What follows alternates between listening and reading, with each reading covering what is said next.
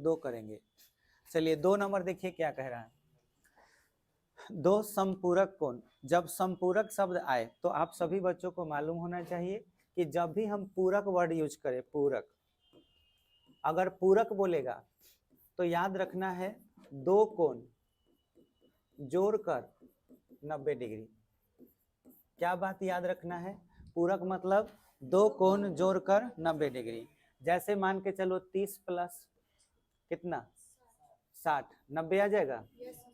अगर हम कहें 10 डिग्री प्लस कितना तो 80, तो जोड़ के कितना आ जाएगा 90। तो इसको पूरक और इसको पूरक कोण कहेंगे कि 10 डिग्री और 80 डिग्री कौन से कोण है? पूरक कोण। कब होंगे? जब जोड़ के कितना होगा 90। अगर हम बोले यहाँ थीटा तो इसके बाद यहाँ क्या लिखना होगा 90 माइनस थीटा, क्योंकि थीटा और माइनस थीटा क्या होगा कट जाएगा। तो थीटा और 90 माइनस थीटा ये पूरा कौन से कोण है? पूरक कोण है। क्लियर? क्या यहाँ 90 हो जाएगा, यहाँ भी 90 आ जाएगा। अच्छा, अगर यही समपूरक का बात कहता तो समपूरक का मतलब होता है दोनों कोण जोड़कर 180, 2 कोण जोड़कर 180। अगर 180 डिग्री आए तो उसे हम क्या कहेंगे? समपूरक। जैसे मैं लिखा 30 डिग्री तो यहाँ कितना 150 डिग्री, तो टोटल मिलकर कितना हो जाएगा 180। क्लियर हुआ? अगर यहाँ लिख दिए x तो यहाँ कितना होगा 180 माइनस x। बुझाया? तो इस तरह से हम लोग समपूरक को डिफाइन करते हैं। क्लियर हो गया? अगर हम कहें कि एक कोण x है एक कोण y है, जोड़ के 90 आएगा, तो बताओ इसे कौन सा कोण कहेंगे? पूरक। अगर हम कहें x और y जोड़ के 180 आ रहा है, तो x और y कौन से पूरक कोण है? समपूरक। बुझा गया? तो ये डेफिनेशन हुआ पूरक और समपूरक का।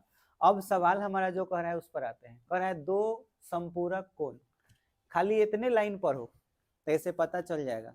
2 समपूरक कोण का मतलब एगो कोण x हो गया, एगो कोण क्या हो गया y, जोड़ के कितना।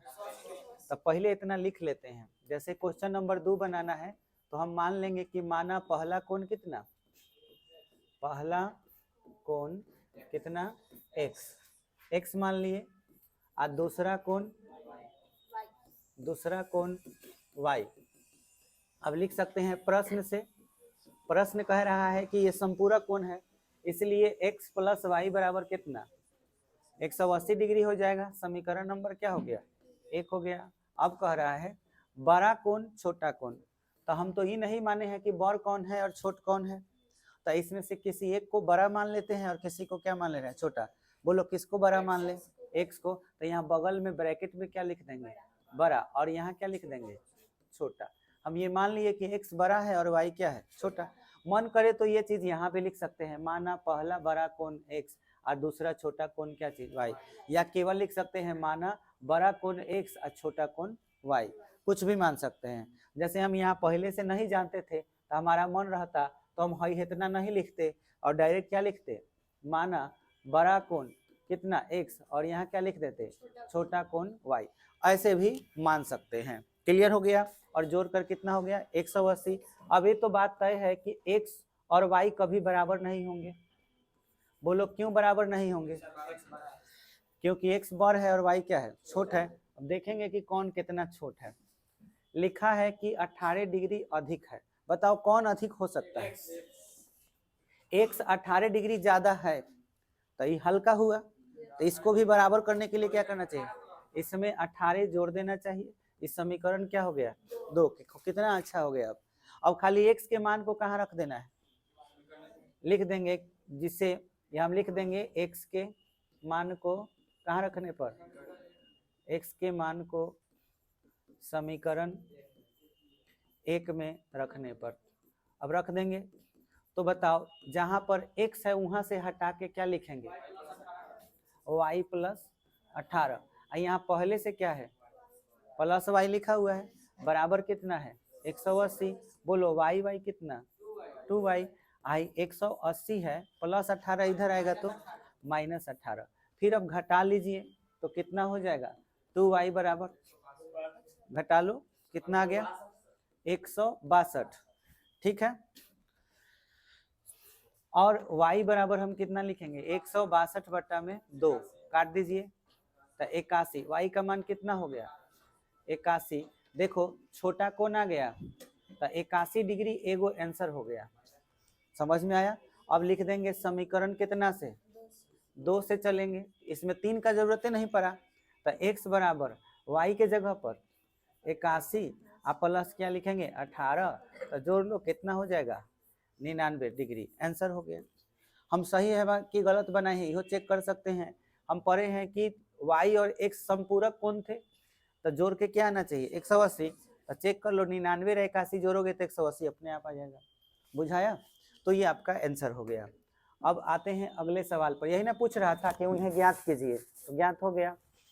कह रहा है कि एक क्रिकेट टीम के कोच ने 7 बल्ले तथा 6 गेंद 3800 रुपया में खरीदा।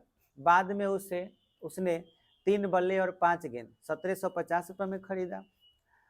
प्रत्येक मतलब होता है एक, ठीक है। तो एक बल्ला और एक गेंद का मूल्य ज्ञात कीजिए। एक बल्ला का दाम हमको नहीं पता, बल्ला माने बैट है ना, गेंद तो समझ ही रहे हो। तो हम एक बॉल का मतलब एक बल्ला का दाम मान लेंगे x और एक गेंद का मान लेंगे क्या चीज y। तो क्वेश्चन नंबर 3 में हम क्या लिखने वाले हैं, माना एक बल्ले या एक बल्ला का मूल्य कितना मान लेंगे, x रुपया मान लेंगे, और एक गेंद का मूल्य क्या मान लेंगे y रुपया। अब लिखेंगे प्रश्न से। प्रश्न देखिए आपका क्या कह रहा है, एक बल्ला का अगर x है तो 7 बल्ला का 7x, एक गेंद का y है तो 6 गेंद का 6y, तो 7x आप जोड़ करके कितना 6y कितना है, तो हम लिख सकते हैं 7x प्लस 6y बराबर कितना 3800। इतना हो गया, समीकरण नंबर 1 हो गया। अच्छा इसके बाद हम क्या लिखेंगे, बाद में उसने 3 बल्ले और 5 गेंद, तो 3 बल्ला का 3x प्लस 5y बराबर कितना 1750। तो यहाँ लिख लेंगे 1750, समीकरण नंबर 2। अब क्या लिखते हैं समीकरण 1 से। अब समीकरण 1 हम लिखेंगे क्या चीज 7x प्लस 6y बराबर क्या चीज 3800। किसी एक को इधर लेके आएंगे, जैसे 7x छोड़ दिए और 6y इधर लेके आइए, तो क्या होगा 3800 माइनस 6y, बटा में किसको लाइएगा 7 को लेके आइएगा। तो बोलिए 7x बराबर क्या लिखाएगा, सॉरी x बराबर क्या लिखाएगा 3800 माइनस 6y और बटा में 7, समीकरण 3 इसको बोलते हैं। अब क्या लिखेंगे समीकरण 2 में, या 2 से लिख सकते हैं डायरेक्ट, समीकरण 2 से 2 है देख रहे हो, इसी 2 में किसका मान रखते हैं x का मान रखते हैं। तो शुरू में क्या लिखा हुआ है 3, तो पहले 3 उतार दो। अब क्या लिखा हुआ था x, पर x नहीं लिखना है, x के जगह पर x का मान क्या है ये ना है, तो इस मान को यहाँ लिख लेंगे। बोलो ये बात समझ में आया। यहाँ गुना का चिन्ह दे दिए, मतलब यह मान यहाँ आ गया किसके जगह पर x के जगह पर।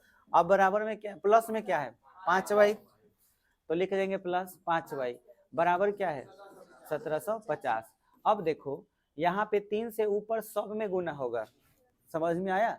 अब सब में गुना कर लोगे तो बोलो नीचे आपका 7 है, ऊपर गुना करोगे तो 0 0, फिर 8 से गुना करो 3 में तो 24 का 4, 3 का 9, 9 2 11, माइनस 6 से गुना करो 18y, अभी 5y को जो करते हो रहने दो, बराबर में क्या है 17। सब इसके नीचे क्या छिपा है 1, तो 7 1 का लघुत्तम 7, 7 से 7 में भाग लगा कट गया, तो आपका है ना बच गया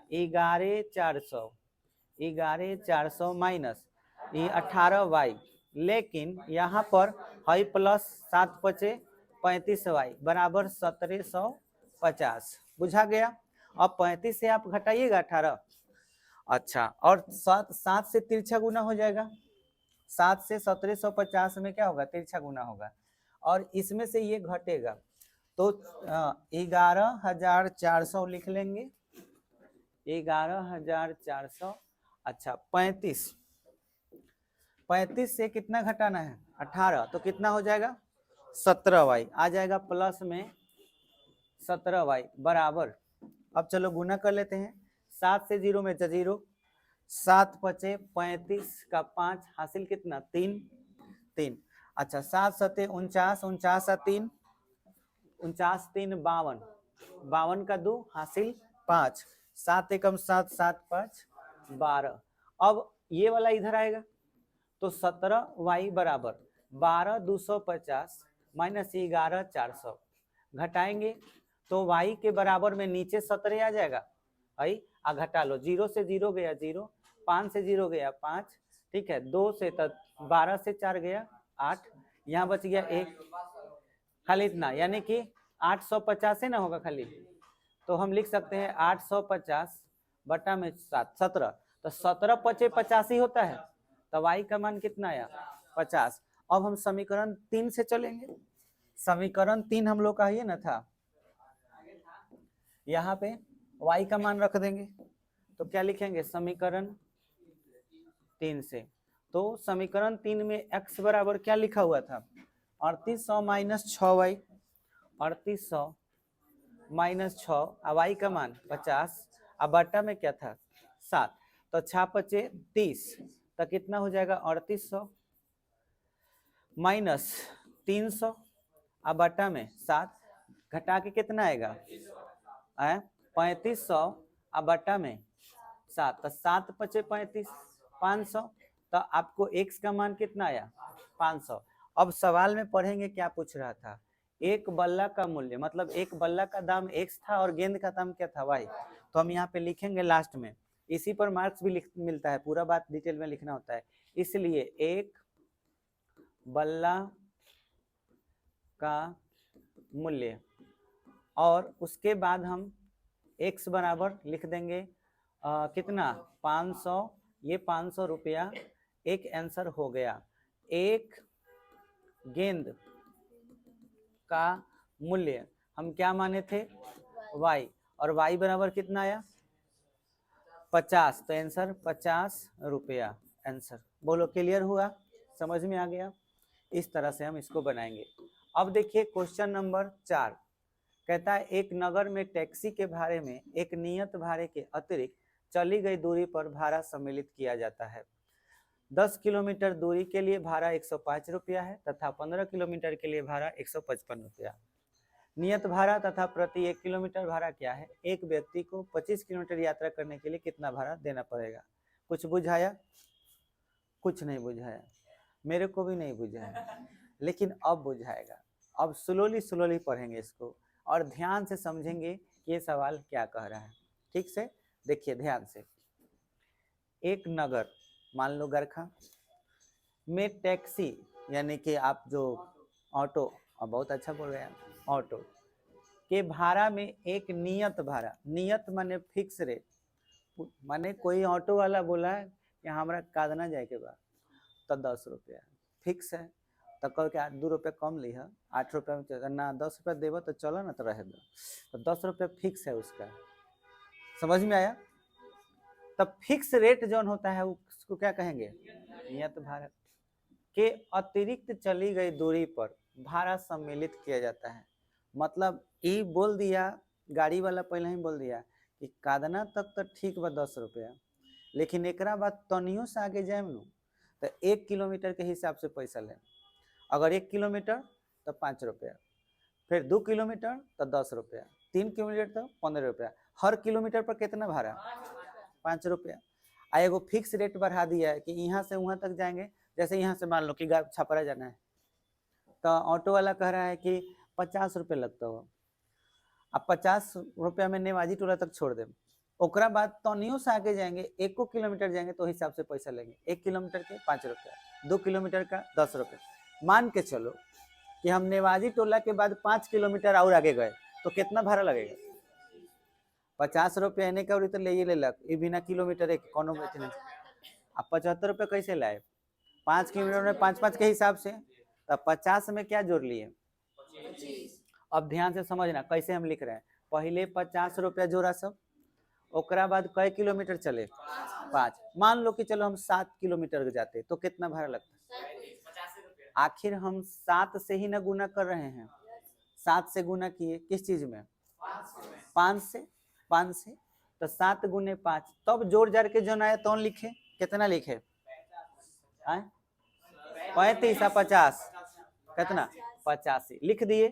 ये जो चीज है यही चीज तुम्हारा काम करेगा सवाल में। अब सवाल पढ़ोगे तो खूब समझ में आएगा। अब देखो क्या कह रहा है कि 10 किलोमीटर दूरी के लिए भाड़ा कितना है 105 रुपया है, तथा 15 किलोमीटर के लिए भाड़ा कितना है 155 है।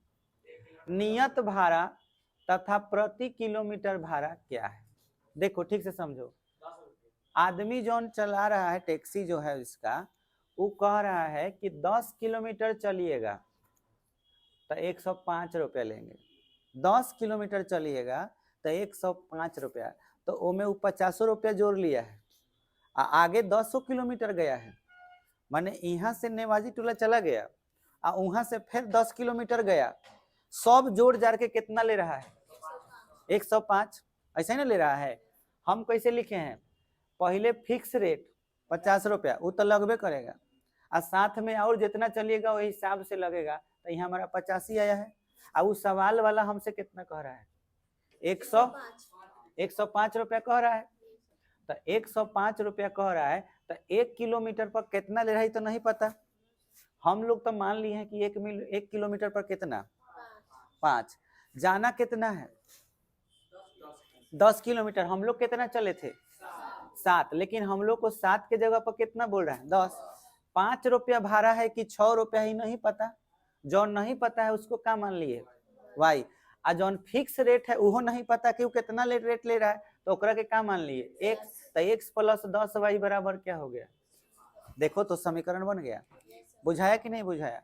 तब पहिलका वाला जो बोला वो हिसाब से ही समीकरण हो गया, समीकरण 1 हो गया क्लियर, जिसमें x क्या है फिक्स रेट है, y क्या है 1 किलोमीटर के किराया है, और जोड़ जाड़ के हमारा टोटल कितना है 105। अगर सवाल वाला में एक और बात कर रहा है कि इतना दूर के तो भाड़ा 105 है, लेकिन अगर 15 किलोमीटर चलिएगा नू तो कितना भाड़ा लेंगे, माने पहले ही बोल दिया कि अगर 15 जाइएगा तो 155 रुपया लेंगे, तो ये हिसाब से बताओ समीकरण क्या होगा। फिक्स रेट हो गया कितना किलोमीटर 15, तो 15 वाई जोड़ जाड़ के कितना 155, दूसरा समीकरण हो गया। बुझाया कि नहीं बुझाया।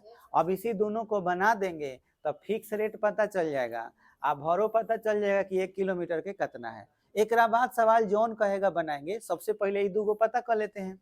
बात बुझाया। तो क्या क्या मानना पड़ा, फिक्स रेट यानी नियत भाड़ा मानना पड़ा, एगो कथन कौन भाड़ा मानना पड़ा 1 किलोमीटर का किराया, यही ना मानना पड़ा। तो यह दो मान के हम लिखेंगे। तो चलिए आते हैं सवाल पर। क्वेश्चन नंबर 4 में हम लोग क्या मानेंगे, देखिए माना नियत भाड़ा बराबर कै रुपया 100 रुपया। अच्छा 1 किलोमीटर का भाड़ा कितना मानेंगे y रुपया मान लिए। अब लिखेंगे प्रश्न से, प्रश्न में पहले 10 किलोमीटर चला है तो x प्लस 10y बराबर कितना 105 रुपया लगा, समीकरण 1। x प्लस 15y कितना 155, तो समीकरण नंबर 2। अब हम इसको लिखते हैं समीकरण कितना से 1 से लिखते हैं। 1 में आप किसी एक को लेकर चले आइए, तो x प्लस 10y को इधर लेकर आएंगे तो क्या होगा, पहले उतार लेते हैं 10y बराबर 105, तो x बराबर 105 माइनस 10y, समीकरण नंबर 3। अब लिखेंगे समीकरण कितना से, समीकरण 2 से। अब 2 में हम क्या करते हैं कि x के मान को यहाँ रख देते हैं, तो इस जगह पर है इतना लिखेंगे। बोलिए तो क्या लिखाएगा 105 प्लस है कि माइनस है, माइनस 10y, फिर प्लस में क्या है 15y बराबर 155, तो 105 इधर आएगा, 15 से 10 घटा लीजिए 5y, 155 माइनस 105, तो बताइए y बराबर कितना, घटा लीजिए 50, अब बटा में 5, 5 दहा 50, कितना आ गया 10, समझ में y के मान आ गया। तो समीकरण कितना से चलेंगे 3 से, समीकरण 3 से। अब समीकरण 3 आपका देखिए है ना है x बराबर 105, 105 माइनस 10, y के मान 10 रख दिए, कितना आएगा 100, 105 से 100 5 आ गया। अब जौन माने थे पहले वो लिखेंगे, नियत भाड़ा माने थे ना, तो लिखेंगे नियत भाड़ा, कितना माने थे x, कितना आया 5, तब 5 रुपया। अब 1 किलोमीटर का भाड़ा ऊ का माने थे आपको y, तो y बराबर कितना आया 10 रुपया, ये आ गया। अब हम लोग आते हैं सवाल पर। हम लोग अभी जान गए कि वो पहिल का नियत भाड़ा कितना ले रहा है, यहाँ से नेवाजी टोला 5 रुपया, एक बाद हर किलोमीटर पर कै रुपया 10 रुपया, समझ में आया। ये हिसाब से ये बोल रहा है। अब आगे पढ़ते हैं क्या कर रहा है, कह रहा है कि नियत भाड़ा तथा प्रति की, प्रति माने 1, माने 1 किलोमीटर के भाड़ा क्या है, तो नियत भाड़ा निकालिए, लिए आंसर हो गया एगो कितना 5 रुपया। प्रति किलोमीटर भाड़ा क्या है वो हो गया। आगे कौन कानून कर रहा है, कह रहा है कि एक व्यक्ति को 25 किलोमीटर यात्रा करने के लिए कितना भाड़ा, तो हम लोग जोड़ लेंगे, पहले 5 रुपये तो लगिए जाए, आप 25 किलोमीटर ला 250 काहे, कहे कि 1 किलोमीटर के भाड़ा कितना है 10 रुपया, तो टोटल 25 में जोड़ गुना कर दो, तो 250 रुपये वो और 5 रुपये एने, टोटल कितना 255। तो इहो एगो आंसर लिखना पड़ेगा। देखो कितना का पूछा है, 25 किलोमीटर का भाड़ा, यही ना पता करना है। तो बोल ई भाड़ा के लिए 5 रुपया पहले देना पड़ेगा, साथ में 25 गुने कितना करना होगा 10, तो जोड़ के कितना आ जाएगा 255 रुपया आंसर। बोलो बुझाया। चलो आगे देखो, कह रहा है कि यदि किसी भिन्न, भिन्न किसको कहते हैं, अंश और हर से जो बना होता है, अंश ऊपर रहता है हर नीचे रहता है। अब आपको इसमें याद रखना है कि अंश और हर दोनों अलग अलग चीज होता है, तो अंश को x मान लीजिए और हर को क्या मान लीजिए, तब भिन्न बताइए क्या होगा x बटा y। तो इसमें भिन्न पर सवाल पूछा है कि अंश और हर दोनों में क्या जोड़ा जाता है 2, तो सबसे पहले भिन्न मानना जरूरी है, तो हम डायरेक्ट भिन्न को क्या मान लेंगे बताइए, क्वेश्चन नंबर 5, डायरेक्ट हम भिन्न को ही मान लेंगे कि माना भिन्न बराबर क्या है x बटा y। अब लिखेंगे क्या चीज, प्रश्न से पढ़िए, भिन्न मान लिए। अब भिन्न कहता है कि अंश में और हर में दोनों में क्या जोड़ता है 2, अगर ऐसा करेंगे तो वह कितना बन जाएगा 9 बटा 11। तो देखिए भिन्न आपका क्या है x, इसमें क्या जोड़ना है 2 जोड़ना है, हर क्या है y, इसमें भी कितना जोड़ना है 2, तो इनका मान किसके बराबर हो जाएगा 9 बटा 11। बोलो ये बात समझ में आया। भिन्न x बटा y था, अंश में 2 जोड़ना था, हर में 2 जोड़ना था, जोड़ दिए, जोड़ने से इसका मान किसके बराबर हो गया 9 बटा 11। अभी समीकरण 1 नहीं मिला है, अभी निकालना होगा इसको सॉल्व करके। तो ऐसा कंडीशन में क्या करते हैं, तिरछा तिरछी गुना, तो चलिए गुना करते हैं। 11 से x में 11x प्लस 11 दूना 22, 9 से y में 9y प्लस 9 दूना 18, 9y को इधर लाइए, तो 11x माइनस क्या हो जाएगा 9y, अब बराबर में 18 माइनस क्या हो जाएगा 22। अब बोलिए 11x माइनस 9y बराबर कितना -4, समीकरण 1 आ गया। अब क्या करेंगे, लिखेंगे पुनः प्रश्न से। अब पुनः प्रश्न क्या कहता है, आगे बढ़ेंगे देखेंगे क्या कह रहा है। एक बाद पढ़ो, यदि अंश और हर दोनों में कितना जोड़ दिया जाए 3 जोड़ दिया जाए तो क्या बन जाएगा, तो अभी तुम लोग बोलोगे क्या लिखे, x प्लस 3 बटा बराबर 5 बटा 6। अब बोलो आगे क्या करें, 6 से x में 6x प्लस 18 बराबर 5y प्लस 15। अब अच्छा तुमको ऐसा नहीं लग रहा कि इसको इधर अगर लाएंगे ठीक है तो समीकरण 2 तो मिल जाएगा, लेकिन सबसे अच्छा फायदा ये रहेगा कि काहे ना यही जगह x का मान निकाल लें तुरंत, तो समीकरण 3 का जरूरत नहीं पड़ेगा। क्या समझे, हमको तीसरा समीकरण निकालने का जरूरत नहीं पड़ेगा। हम क्यों निकालते हैं तीसरा समीकरण, x के मान को निकालने के लिए। हम समीकरण ये जो निकालते हैं तीसरा x का मान, वो समीकरण 3 में निकालते हैं ना जी, उसका जरूरत ही नहीं पड़ेगा। बताओ काहे? क्योंकि यहाँ पहला ही से y इधर है, टेंशन खत्म है। तब बोलो क्या लिखेंगे? 6x बराबर 5y प्लस 15 माइनस 18। अब बोलो क्या लिखाएगा? आए x बराबर 5y माइनस 3। ऐसा नहीं लग रहा कि समीकरण 3 जैसा आ गया हो, लेकिन क्या जरूरत पड़ा? नहीं, एक गो से काम फरिया गया। इसी को समीकरण क्या मान लेंगे? 2। हमको 3 का जरूरत जब पड़ेगा तब देखेंगे, इसमें जरूरत नहीं है। अब हम क्या करेंगे? इस मान को किस में रख देंगे? 1 में। तो लिखेंगे समीकरण 1 से। अब 1 देखो क्या है, 1 हम लोगों का ये रहा, 11 के बाद क्या है? x। तो पहले 11 लिख लेते हैं, उसके बाद गुना लिख लेते हैं, और यहाँ x के जगह पर 5y माइनस 3 बटा में 6। फिर क्वेश्चन में माइनस 9y था, तो माइनस 9 लिख लेते हैं, y लिख लेते हैं, और बराबर में कितना था? माइनस 4, तो माइनस 4 लिख लेते हैं। बोलो बहादुर लोग, यहाँ तक किसी को दिक्कत? बोलो 11 से दोनों में गुना होगा कि एक में? दोनों में होगा। तो चलो गुना करके बताओ कितना लिखाएगा? 55y माइनस बोलो 33 और बटा में 6 माइनस में 9y बराबर में माइनस 4। बुझाया? 6 लघुत्तम लेंगे, थोड़ा और नीचे लिख ले रहे हैं, 6 लघुत्तम। आगे बोलो क्या लिखाएगा? 55y माइनस 33 माइनस 54y बराबर में माइनस 4।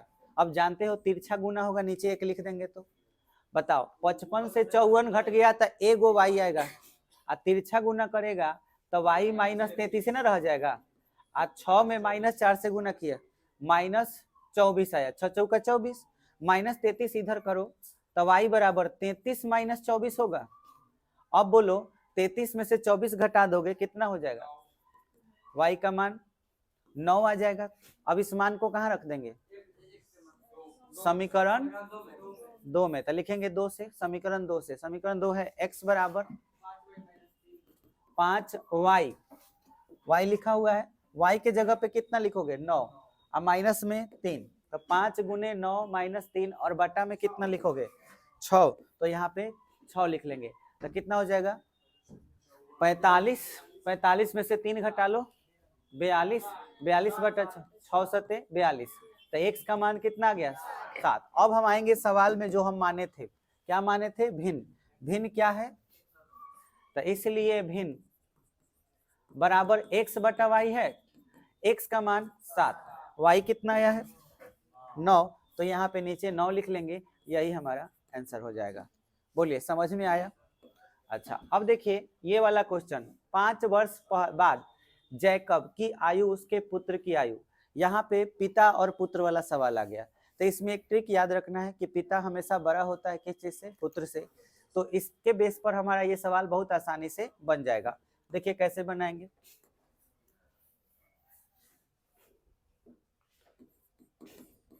यहाँ पे 2 व्यक्ति हैं, पिता के रूप में जैकब है और उसका पुत्र है, ठीक है। 2 व्यक्ति हैं, उनसे संबंधित सवाल है। कह रहा है कि 5 वर्ष बाद जैकब की आयु उसके पुत्र की आयु से 3 गुनी हो जाएगी। फ्यूचर का बात किया है कि पास्ट का? फ्यूचर का। प्रेजेंट में क्या है नहीं पता। अच्छा, हम सवाल हमेशा प्रेजेंट पर बनाते हैं, वर्तमान उम्र पर, ठीक है। हमें नहीं पता कि जैकब का अभी उम्र कितना है, और ना ही उसके पुत्र के बारे में पता है। तो ऐसे सवालों को बनाने के लिए पहले ये मान लेते हैं कि माना कि जैकब का वर्तमान आयु x वर्ष है और उसके पुत्र का आयु कितना है? y। तो पहले ये लिख लेते हैं, फिर आगे बढ़ेंगे। हम क्या मानेंगे? माना जैकब की वर्तमान आयु, वर्तमान मतलब समझ रहे हो ना, अभी कितना वर्ष है?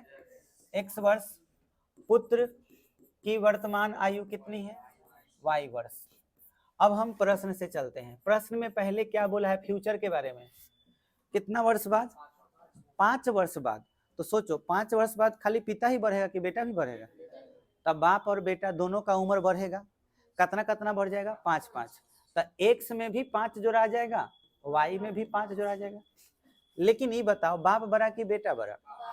तो ये तो हमेशा बड़े रहेगा। तो 15 किसका भारी है? बाप का। कितना भारी है? पढ़ो, कितना बोला है 3 गुना, तो बोलो दोनों पलरा बराबर करना है तो 3 से गुना किस में होगा, y में, तो इसमें हम गुना कितना से कर दिए 3 से। चलो सॉल्व कर लेते हैं, x + 5 बराबर 3y प्लस कितना 15। अब बताओ क्या करें हम,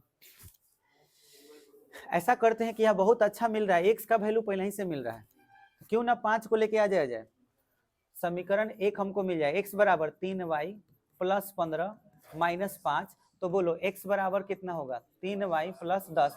कितना अच्छा हमको x का वैल्यू मिल गया, इसी वैल्यू को समीकरण 2 में डाल देंगे, आंसर आ जाएगा। समझ में आया? तो अब लिखेंगे पुनः प्रश्न से, पुनः प्रश्न से, बाउंस नहीं ना कर रहा है, समझ में आ रहा है ना? चलो आगे पढ़ो, तुम लोग बताओ इसके बाद क्या करना है, ये तुम लोग बताओगे।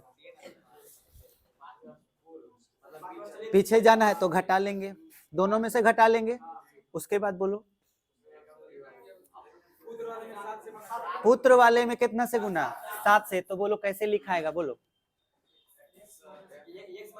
5, फिर y - 5 कितना से गुना बराबर हो गया। अच्छा अब क्या करें, x का मान ऑलरेडी हमको पता है, आगे सॉल्व करने से अच्छा रहेगा कि तुरंत हम क्या लिख लें, समीकरण 1 से x का मान लिख लें और आंसर फटाक से आ जाएगा। ठीक है, तो हम क्या लिखेंगे, समीकरण 1 से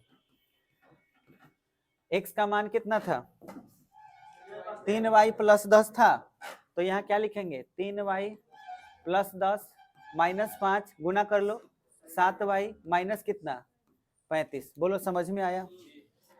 अच्छा अब 7y को इधर लेकर आ जाओ, नहीं तो 3y को इधर लेके आ जाओ, कोई एक काम करो, 3y को इधर ले जाएं तो -35 को इधर लाओ, बोलो +35 हो जाएगा, ये इधर आएगा तो 10 से 5 गया +5, 7y माइनस कितना 3y कितना हो गया 40, ये कितना हो गया 4y, तो बोलो y बराबर हम 40/4 लिख सकते हैं, जो कट के कितना आएगा 10, तो एक तो निकल गया, y का मान कहाँ रख देंगे, समीकरण 1 में ही रख देंगे, तो क्या लिखेंगे समीकरण 1 से, बोलो x बराबर क्या था 3y + 10, तो x 3y + 10 था ना, तो 3y के जगह पे कितना 10 + 10 कितना 30 और 10 40। अब हम माने हैं जो वहां पे आते हैं, क्या माने, जैकब की वर्तमान आयु, तो हम लिख सकते हैं जैकब की वर्तमान आयु, क्या माने थे x माने थे, और x का मान कितना है 40, तो जैकब यानी उसके बाप का उम्र कितना है 40। अब माने थे पुत्र की वर्तमान आयु, माने थे ये कितना माने थे y माने थे, और y का मान कितना है 10, तो बेटा का उम्र कितना है 10 वर्ष, आंसर हो गया। बोलिए क्लियर हुआ? तो फाइनली हम लोगों ने 3 को खत्म कर लिया, अभी इसको नोट कीजिए, फिर 3.4 पे आते हैं।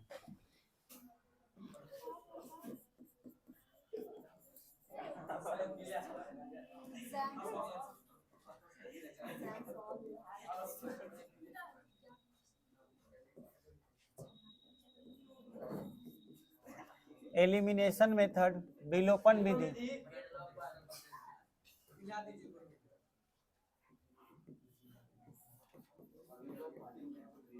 जिससे पता ही चल रहा है कि एलिमिनेट करने वाला काम करना है, एलिमिनेट मतलब खत्म करना, किसी को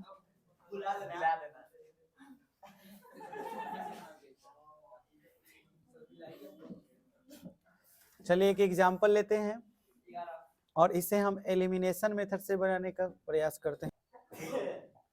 हाँ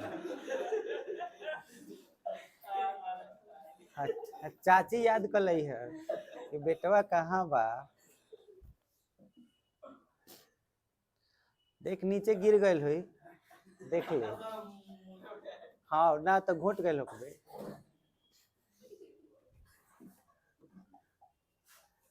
देख लो बाबू लोग, सवाल कहता है कि दो व्यक्तियों की आय का अनुपात, दो व्यक्ति मतलब कमा रहे हैं तो उनका मंथली जो इनकम है वो 9:7 में है। इसका मतलब है कि एक आदमी अगर 9,000 कमा रहा है तो दूसरा 7,000, हो सकता है कि 90 रुपया तो 70 रुपया, ये हिसाब से 9 लाख तो 7 लाख हो गया, हो गया।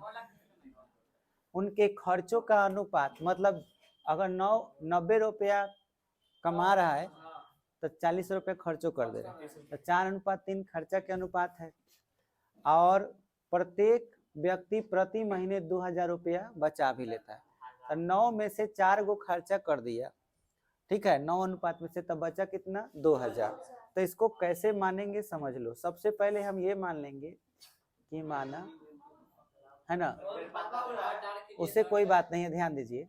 मैं ये बोल रहा था कि अगर हम ये मान लें कि माना कि अब जैसे अनुपात दिया है, आय का अनुपात दिया हुआ है, तो कितना आमदनी है, अगर उसको हम ये मान लें कि माना कि पहले व्यक्ति का आय, पहले व्यक्ति का आय,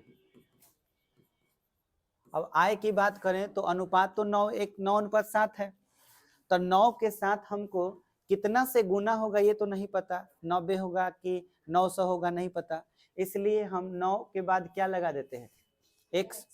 तो 9x क्या हो गया, आय हो गया, किसका, पहले व्यक्ति का। दूसरे व्यक्ति का आय अगर हमको पता करना है, समझ में आया, तो इसमें x नहीं लगाएंगे क्योंकि ये दूसरा व्यक्ति हो गया, इसलिए x नहीं लगाएंगे, तो यहाँ क्या हो जाएगा, 7y। बात समझ में आया। तो इस हिसाब से खर्चा बताओ क्या होगा, यहाँ पे समझो, 9x आय है तो खर्च कितना होगा, 4x। समझ में आया। अच्छा, उसके बाद दूसरे का खर्च जो होगा वो कितना हो जाएगा, 3y। तो इसमें थोड़ा सा गड़बड़ी देखो क्या है, कमा रहा है कुछ और, खर्चा कुछ और कर रहा है। बात समझ में आया। तो इसलिए यहाँ पर ध्यान देना है कि हम जितना कमाएंगे उसमें से ही घटाएंगे, जो खर्च घटाएंगे तो शेष बचेगा। समझ में आया। तो इसलिए इस तरह से मानेंगे तो गड़बड़ हो जाएगा। जैसे पहले व्यक्ति का आय हम 9x मान लिए हैं, तो खर्च जो मानेंगे वो हो जाएगा 4y। बात बुझाया। उसी तरह से दूसरे व्यक्ति का आय जो होगा वो क्या होगा, 7x, तो खर्च कितना हो जाएगा, 3y। बोलो ये तरीका समझ में आया। आय को एक कैटेगरी में रखेंगे, 9x 7x, समझ में आया। तभी x न कट के 9:7 आएगा। अगर हम xy मानते तो नहीं कटता। ध्यान रहे कि जब भी मानते हैं जैसे 9/7 अनुपात मतलब ही ना होता है, तो अगर हम यहाँ x और y मान लेते तो यह कटता क्या, लेकिन यहाँ भी x और यहाँ भी x रहता तो कट जाता। इसीलिए 9x और क्या मानेंगे, 7x, और खर्च क्या मानेंगे, 4y और 3y। बोलो क्लियर हो गया। अब प्रश्न से समझते हैं, प्रत्येक व्यक्ति हर महीने कितना बचाता है, यानी कि 9x कमाया और 9x में से खर्चा कर दिया कितना, 4y, तो बचाया कितना, 2000। बोलो एक समीकरण हो गया। फिर उसी तरह से 7x कमाया, खर्चा किया 3y, बचाया कितना, 2000। ये समीकरण नंबर क्या हो गया, 2। ये बात समझ में आया। चाहे तो इसके बाद हम प्रतिस्थापन से भी बना सकते हैं, लेकिन हम लोग सीख रहे हैं विलोपन विधि। तो विलोपन विधि का सही मतलब क्या है समझिए। इसका मतलब होता है कि y वाला पद या x वाला पद, किसी एक पद को बराबर कर देना, और बराबर कर देने के बाद चिन्ह को बदल देना। चिन्ह को बदल देने का मतलब होता है कि या तो आप घटा दो तो चिन्ह बदल जाए, अगर जोड़ दो तो चिन्ह पहले ही से बदला हुआ हो। जैसे आप इसमें 2-3 तरह का सवाल आप देखेंगे, तब आपको पूरा विलोपन विधि समझ में आएगा कि कब क्या करना चाहिए। और सारे तरीकों को समझिए। पहले तो आप ये समझिए कि पद को बराबर कैसे किया जाता है। जैसे हमारा मन है कि हम x को एलिमिनेट कर दें, मतलब निकाल दें इसमें से, तो x वाला पद बराबर करना होगा। अगर y को एलिमिनेट करना चाहते हो तो y वाले पद को बराबर करना होगा। इसे बराबर करने का तरीका होता है कि आप इसका और इसका, ये जो देख रहे हैं, इन दोनों को पहले उतार लीजिए बढ़िया से। जैसे हम 9x - 4y बराबर 2000 उतार करके, और इसको एक बड़े ब्रैकेट से घेर दीजिए, ठीक है। उसके बाद इसको भी उतार लीजिए, 7x - 3y, और उसके बाद बराबर में 2000 है, इसको भी एक बड़े ब्रैकेट से घेर लीजिए, ठीक है। एक बाद क्या करना है कि इसमें जिस पद को आप बराबर करना चाहते हैं उसमें आप देख लीजिए कि 9 और 7 यहाँ का जो नंबर दिया हुआ है उसको यहाँ लिख लीजिए और जो यहाँ का नंबर दिया हुआ है उसे यहाँ लिख लीजिए। बात बुझाया? हो सकता है कि 9 और 7 के जगह पर इसके जगह पर मान के चलो लिखा रहता 4x माइनस 5y प्लस 2 लिखा रहता, ठीक है। मान लीजिए यहाँ पे 2x प्लस 2y लिखा रहता बराबर 3 लिखा रहता, ऐसा भी तो हो सकता है। तो अब यहाँ पे ऐसे ब्रैकेट आप दीजिएगा, तरीका समझिए, ये दूसरा तरीका आप सीख रहे हैं। यहाँ पे आपने सीखा कि यहाँ का अंक यहाँ पे लिख लेना है, जैसे यहाँ 7 रहे तो यहाँ लिख लो, यहाँ जो रहे उसको यहाँ लिख लो और सब में गुना करा दो। तो गौर से देखो 9 में 7 से गुना होगा 63, यहाँ भी गुना होगा, पद बराबर हो गया। अगर मैं यहाँ 7 और 9 लिख करके यहाँ का जो 4 दिख रहा है ये 4 यहाँ पे लिख लेता और यहाँ का 3 यहाँ पे लिख लेता, ठीक है, तो भी तो गुना होता तो पद बराबर हो जाता कि नहीं। जैसे 3 यहाँ लिखता तो 4 3 बराबर, यहाँ पे 4 लिखता तो 4 3 बराबर, पद बराबर हो जाता। तो पद बराबर करने आ गया, नंबर को अदला बदली कर दो, पद बराबर हो जाएगा। हमारा मकसद है पद बराबर करना। तो पद बराबर करने का यहाँ पे एक और टेक्निक नजर आ रहा होगा तुमको, जैसे यहाँ 4 और यहाँ 2 लिखा है, हम अदला बदली करें तो भी बराबर हो जाएगा। जैसे यहाँ का 4 लिख लिए और यहाँ क्या लिख लिए 2, तो 8 हो गया, ये भी 8 हो गया, बोलो बराबर हो जाएगा। लेकिन एक टेक्निक और है, खाली हम यहाँ 2 लिख दें और गुना करें तो कितना हो जाएगा, और ऊपर ऑलरेडी 4 है तो हो गया ना बराबर। नंबर कितनों आए उससे कोई बहस नहीं है, आपको किसी भी तरह क्या करना है, बराबर करना है। बोलो क्लियर हो गया? अगला सिस्टम वाला बात समझो। इसके बाद तुमको गुना करके जो आएगा, जैसे हम यहाँ पर गुना कर रहे हैं तो करने के बाद इसको ठीक नीचे लिखना है। गुना करेंगे तो कितना, 63x माइनस 28y 7 दूना 14, 14,000 पूरा गुना हो गया। यहाँ भी वैसे ही 63x माइनस 27y और बराबर में 9 दूना 18, 18,000 हो गया। अब ऐसे बाटा का चिन्ह दे देना है। इसके बाद की कहानी को समझो। तुम ना इसको तभी काट सकते हो जब एक प्लस में हो और एक माइनस में हो। बात बुझाया? इसको और इसको तभी काटना जब एक प्लस में हो एक माइनस में। देखो गौर से दोनों प्लस में है तो क्या हम काट सकते हैं?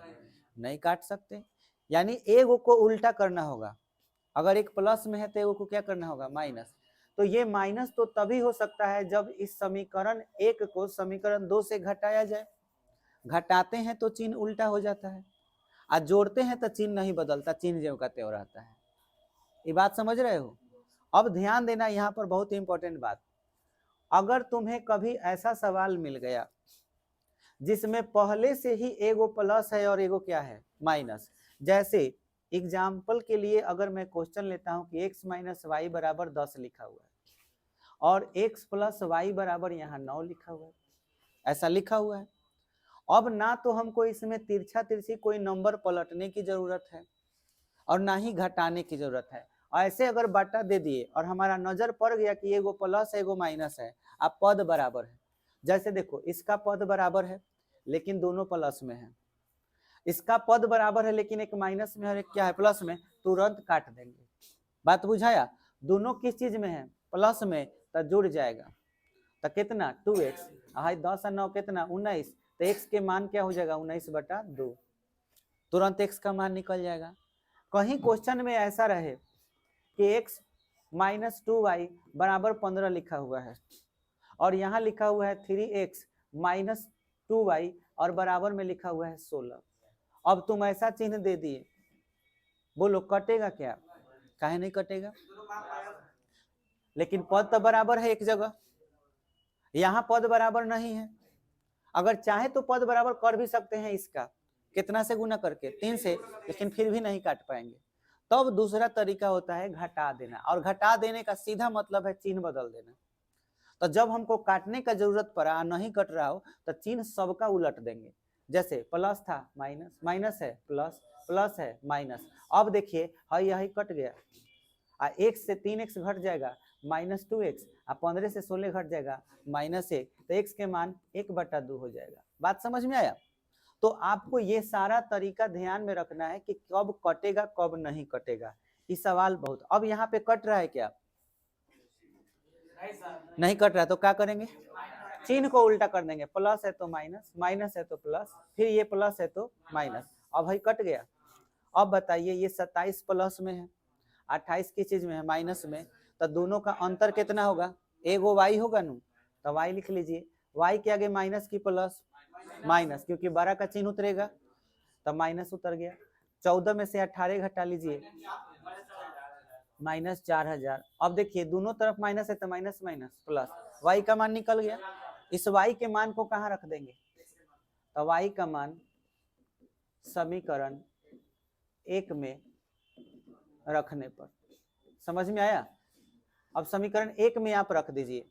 अब समीकरण 1 आप देख पा रहे हैं कि समीकरण 1 क्या है, देखिए समीकरण 1 है ना, है 9x माइनस 4, अब y का मान कितना है 4000, तो गुना में क्या लिख लीजिएगा 4000, बराबर में कितना 2000, बोले कितना होगा 16000 इधर आएगा, तो 9x बराबर 2000 प्लस में 16000, कितना हजार हो गया, तो 18000 बटा में कितना 9, तो 9 दूना, तो 2000, x का मान कितना आ गया 2000। अब जो पूछ रहा था उस पर आते हैं, सवाल में क्या पूछा है, तो देखिए सवाल क्या पूछ रहा है, कह रहा है कि उनकी मासिक आय ज्ञात कीजिए। तो मासिक आय 9x और 7x था, मासिक आय ना निकलना था, तो एगो 9x था और एगो क्या था 7x, तो हम लिखेंगे मासिक आय, एगो रहा के 9x था और दूसरा के क्या था 7x, तो x का मान कितना आया है, तो 9 गुने 2000 बराबर कई हजार, 18000 रुपया एगो कमा रहा है, एगो क्या होगा 7x, 7 गुने 2000 तो कितना 14000, एगो 14000 रुपया कमा रहा है। समझ में आया, यही हमारा आंसर हो गया। बोलो विधि समझ में आया, विलोपन विधि में क्या किया जाता है, आए बोलो क्या दिक्कत है, 9x आय था मासिक आय, तो 9x में x का मान कितना रख देंगे 2000। देखिए अभी और भी चीजों को समझ लीजिए, जहां भारी लगेगा बोलिए। देखिए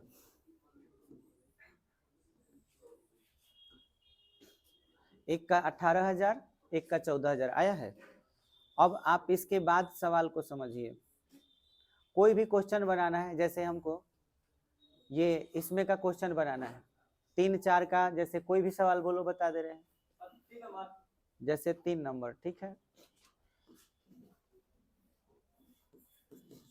एक्सरसाइज 3.4 का 1 का 4, कौनो बनाओ कोई दिक्कत नहीं, क्या है x बटा 2 प्लस 2y बटा में 3, x बटा में 2 प्लस 2y बटा में 3 बराबर में कितना है -1, -1 है, ठीक है। और इसके बाद इसको हम समीकरण नंबर क्या मान लिए 1, या फिर आप देखिए ये क्या समीकरण एक जैसा नजर आ रहा है, नहीं तो लघुत्तम ले लीजिए, 6 लघुत्तम हो गया, कितना हो जाएगा 3x प्लस 2 दूना 4y बराबर क्या है -1, क्रॉस गुना कर दीजिए तो 3x प्लस 4y बराबर -6, समीकरण 1 हो गया। अच्छा, और में दूसरा समीकरण क्या है, x माइनस वाई बटा 3 बराबर 3, x माइनस वाई बटा 3, y minus y, x minus y बटा 3 बराबर 3, इसको भी लघुत्तम ले लेते हैं, 3 लघुत्तम तो 3x माइनस वाई बराबर कितना हो जाएगा 3। अब बताइए तिरछा गुना कर देंगे तो क्या हो जाएगा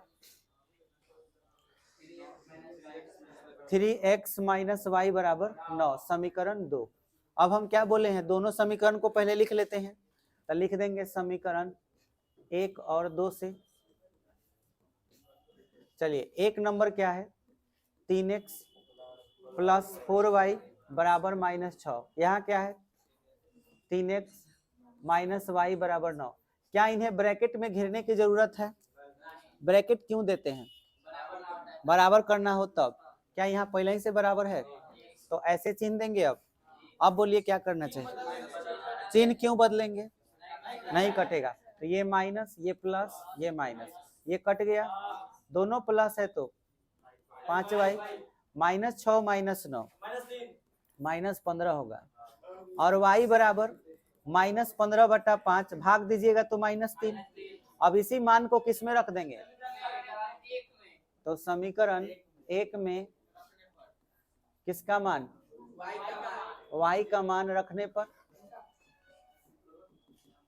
अब y का मान इसमें रख दीजिए, समीकरण 1 आपका ही है 3x + 4y है, तो 3x + 4 और y का मान कितना है -3, और बराबर में क्या है -6। सॉल्व कर लीजिए, ये -12 इधर आएगा तो +12, 12 - 6, तो x बराबर 6/3 होगा, तो 3 दूना 6, तो x का मान 2। आंसर एक ये आंसर हो गया, एक ये आंसर हो गया। बोलो समझ में आ गया। अब इस तरह से सारे सवाल आपको इसी मेथड से बनाने हैं।